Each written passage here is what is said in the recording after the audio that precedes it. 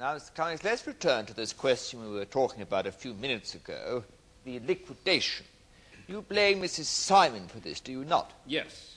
But this alleged libel did not occur until after you had called an extraordinary general meeting of your shareholders. That's right. That's when she turned up with the broadsheets. Yes, so why did you call an extraordinary general meeting in the first place? Well, things were a bit sticky. A bit sticky?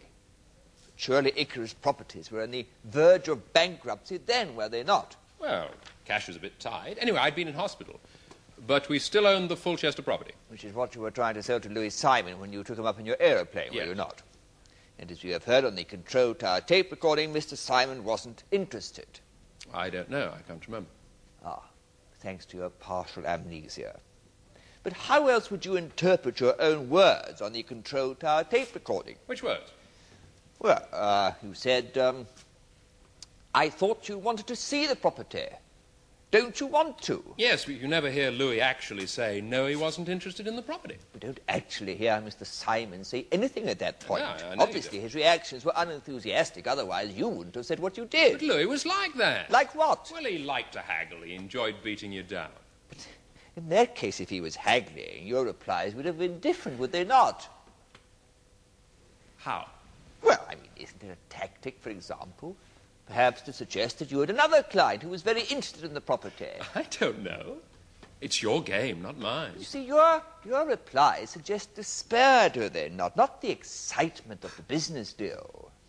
And later, in the same recording, you say, and I quote, It's no good. I've had enough. I can't go on any longer. Well, I couldn't, could I? I mean, if Louis wasn't interested in the property, and I don't know whether he was or he wasn't, but I couldn't go on flying round in circles in Fulchester Airport's traffic ban. It stands to reason. But there is an alternative interpretation of your remarks, is there not? I can't think of one. I can't go on any longer. Suggests, does it not, that you're at the end of your tether? No, not necessarily. Well, I would suggest if this was found in a letter, the only interpretation would be that it was a despair of life, an intention to commit suicide. No. My lord, I submit the witnesses are not here to speculate about the construction of letters. Yes, I agree, Mr. Parsons. My lord. Mr. Cummings, before this crash, when you bought out Mr. Simon's holding in your company, it is true to say, is it not, that you had every expectation of becoming a property tycoon yourself? Well, about tycoon, but yes, I hope to make a success of things. And you've said that Mrs. Simon's accusations that you were an epileptic have ruined your business career. Well, it didn't do it any good. Yes, but this could all have happened at any time, could it not? What do you mean? Well, I mean, suppose, for example, that you had been refused a pilot's license because you took epileptic seizures. This would have the same effect, would it not, as Mrs. Simon's disclosures? That's pure speculation. And anyway, how could anyone know I'd been refused a pilot's license on medical grounds? That sort of information is confidential. But you'd have to have given up flying. And isn't a pilot's license renewable every 12 months? Yes, but the medical information on Form 46 is confidential. Yes, but it doesn't alter the fact that you wouldn't have been able to fly yourself. Wouldn't your friends perhaps have suspected there were some medical reasons for this? Are you suggesting... It would therefore be in your own interest, would it not, to deny the existence of any such seizure? You're suggesting that I broke the law. Withholding that sort of information is a very serious offence. Well, an additional reason, surely, for keeping silent about your attack. Well, you're presuming that I lied about being an epileptic. I didn't. Have you ever heard the expression, petit mal? No. Did you say you've never suffered from a temporary absence of mind, a blank moment? No, never. Now, how much were you hoping to sell your Fulchester property for? I didn't want to sell it. I was hoping Louis would put up some capital and help me develop it. Yes, but surely there were other sources of finance. Yes, well, Louis was my best bet. I knew him. We'd been partners. Yes, but obviously he wasn't interested. It's strange, isn't it, how you only remember certain things, like flying a circuit, buying a Bloody Mary, and, of course, the argument between Mrs. Simon and Mr. Hammond. That's the effect of partial amnesia, so I'm told. Yet you don't remember Mrs. Hammond being on board. No. But you have admitted that you were Mrs. Hammond's lover at one time. When? Oh, about a year or so ago. Yes, about the time you bought Mr. Simon out. Yes. Now, how did the affair come to an end? Usual way. Enlighten us, Mr. Cummings. What is the usual way? Well, we decided we'd had enough. It was all quite amicable. when Mr. Simon took over your discarded mistress? Yes. Or had you not discarded her, did he, in fact, not take her away from you? No, look, Louis Simon was an old man. Well, he was 52 when he died. Yes, well, maybe not an old man, but no, he didn't take her from me. You passed Mrs. Hammond over to him quite amicably. Yes. She was like a well-used car. She'd had plenty of owners. Or did she perhaps decide to give up one property speculator for another property speculator who was immeasurably more successful? I don't know. You'll have to ask her, won't you? Mr. Cummings. It's of no importance, my lord. It is to me, Mr. Parsons. I apologize, my lord. Mr. Cummings, what was the property in which you were trying to interest Mr. Simon? Well, it was an old factory site near the airport. Yes, and how did you propose to develop this site?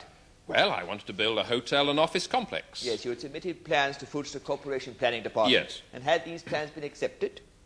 Well, not exactly. We were in the throes of making some alterations. That's not the question I asked, Mr. Cummings. No, the plans for that particular project had not yet been accepted. We were amending them. Isn't it true, Mr. Cummings, that Fulchester Corporation Planning Department in fact turned down your proposed office and hotel complex? Yes, but that wasn't final. It happens all the time in the property game. It couldn't have happened at a worse time for you, could it? How do you mean? Well, I mean, you didn't have enough money to develop the property yourself. Otherwise, you would have had to go to Mr. Simon. All right, so I didn't have money available, but I'd have got planning permission in the end. Not for an hotel and office complex, apparently. You don't know that. Well, Mr. Simons must have been equally doubtful about your chances. I didn't say so. How do you know? You don't remember what he did say. Well, he must have been interested, or he wouldn't have come up in the plane to look at the site, would he? I don't know, Mr. Cummings. Nevertheless, it does seem surprising, does it not, that he should take his mistress on a purely business flight. Oh, Louis was like that. He always combined business with pleasure. You sound bitter. Do you resent the fact that you had to approach Mr. Simon to finance your project? Resent? No. I'd have preferred to do it on my own, that's all. Still, it must have been a curious situation, Mr. Cummings. Why? In that aeroplane. How?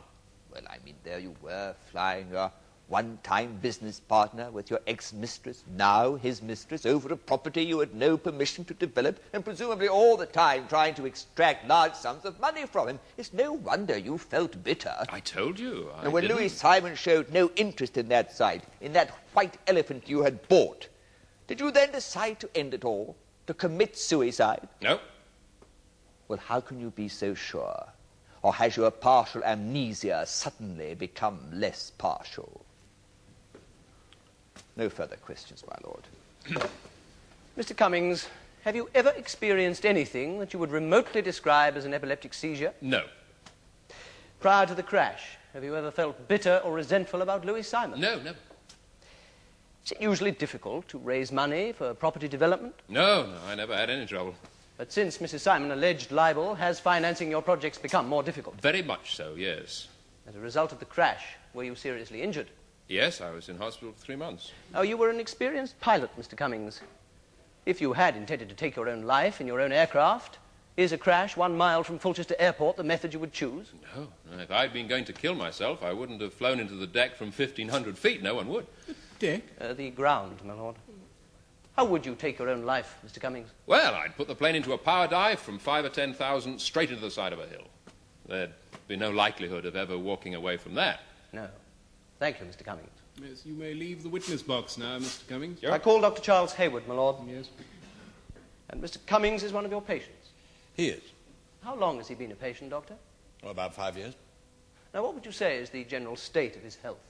Very good. At least it was until the crash. Now, during the time that he's been your patient, has Mr. Cummings ever complained of sudden spells of absent-mindedness, or anything, indeed, that would suggest to you that he might be suffering from epilepsy? No, sir. Now, do you only meet Mr. Cummings professionally, or do you meet socially? Oh, I know him well.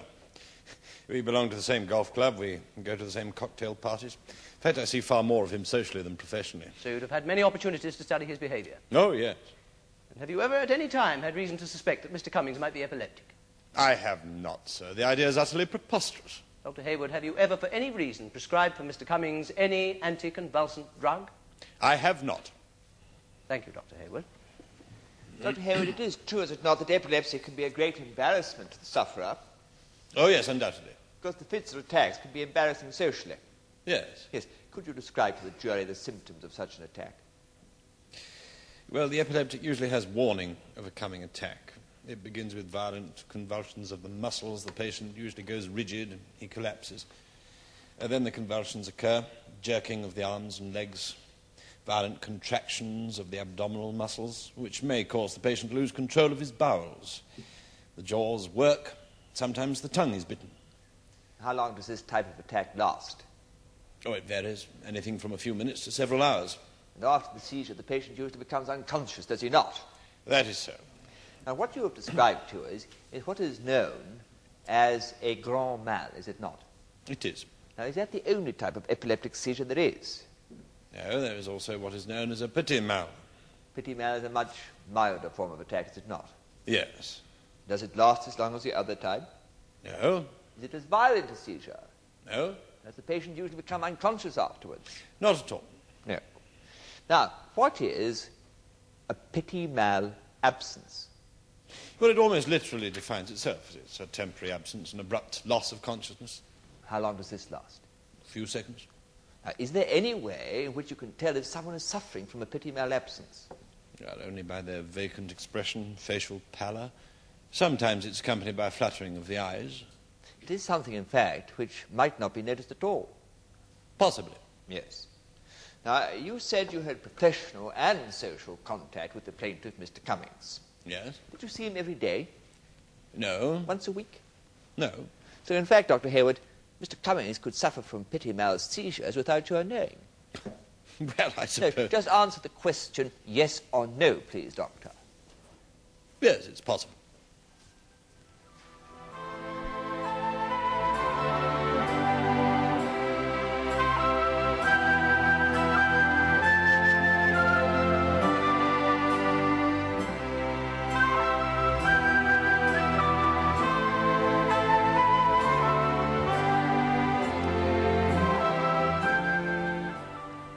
The case of Cummings versus Simon will be resumed tomorrow in the Crown Court.